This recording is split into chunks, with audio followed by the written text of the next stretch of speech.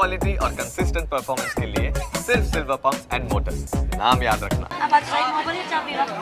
નવરો નહીં.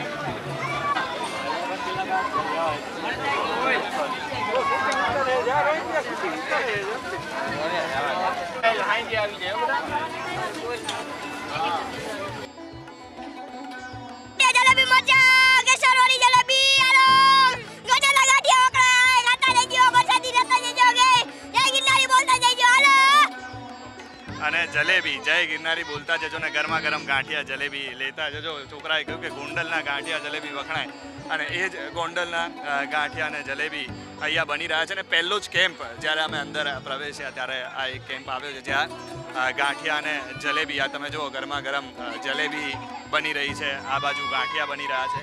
અને ભાવિકોને જ્યારે ભૂખ લાગી હોય અને અંદર પ્રવેશે એટલે પહેલાં ગાંઠિયા અને જલેબી એમ પણ ગુજરાતી લોકો હોય અને ખાસ કરીને મહારાષ્ટ્રના લોકો પણ આવતા હોય છે એટલે મહારાષ્ટ્રના લોકો પણ આપણે ગુજરાતીઓના ગાંઠિયા અને જલેબી ગરમા ગરમ ખાઈને જતા હોય છે. એટલે આ બાજુ ગરમા ગરમ ગાંઠિયા અને જલેબી બની રહ્યા છે અને આ બાજુ તમે જુઓ સતત ભાવિકો જે છે એ આવી રહ્યા છે અને ડીશ લઈને ગરમા ગરમ ગાંઠિયા અને જલેબી ખાઈ રહ્યા છે.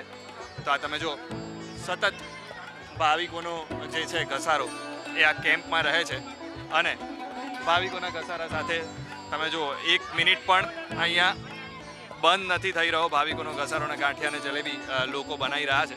આપણે આગળ જઈએ અને વાત કરીએ.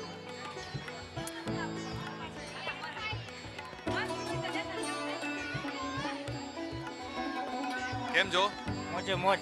હવે આ કેમ્પ તમે કેટલા વર્ષથી આ કેમ્પ? લગભગ 12-13 વર્ષ ત્યાં ચાલુ છે. 13 વર્ષથી કેમ્પ ચાલુ છે. હવે કેટલા વાગ્યા સુધી આમ 24 અવર્સ કે કેટલા? સવાર સવાર સુધી ચાલુ? હા, સવાર 24 કલાક. 24 કલાક એમ? હા. એટલે માણસો ખાલી બદલાતા રહે, આ માણસો બદલાતા બાકી 24 કલાક હા ચાલુ. 24 કલાક ચાલે. એટલે તમે જો આવી જ રીતે ભાવિકોની સેવામાં કરવા માટે આ એક કેમ્પ છે. આવા જુદા જુદા આપણે આગળ પણ જઈશું. આગળ પણ ઘણા બધા કેમ્પ આવશે અને ગાંઠિયા અને જલેબી નહીં, ગુજરાતીઓ હોય અને ગુજરાતીઓને ચા વગર ના ચાલે. એટલે તમે જો અહીંયા સરસ ગરમા ગરમ ચા પણ બની રહી છે.